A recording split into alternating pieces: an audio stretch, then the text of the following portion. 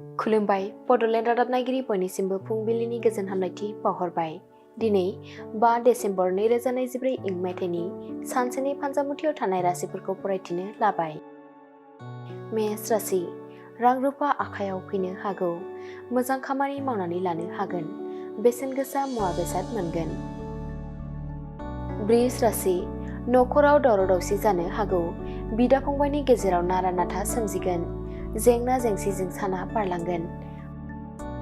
मिथुन राशि, साना दुखु दाहाजों बारलांगोन, थांखि लानाया जाफुंनो गोब्राब जागोन, गोसोखौ हमथानानै थानो हानांगोन।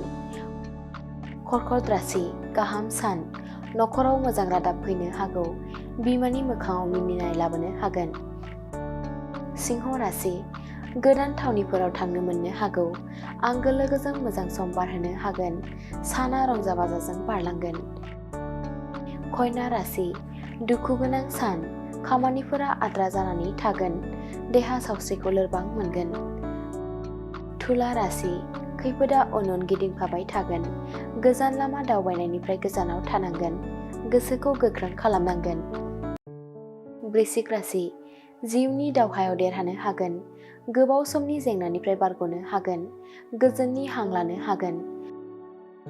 धनु राशि, दुखु गोनां सान, बिमा बिफानि साननायखौ जाफुंहोनो हानाय नङा, गावनि फारसे मुगैनाय सोमजिगोन।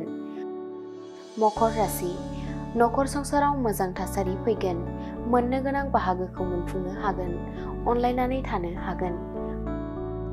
कुम्भ राशि, जेराव मेराव दावबायनो गोसो जागोन, उरां फारां मोनगोन, रां रुफा खहा जानो हागौ। मीन राशि, गोसोआव गोजोन मोनगोन, गावनि साननाय लुबैनायफोरखौ जाफुंहोनो हागोन, साना गोजोनै बारलांगोन।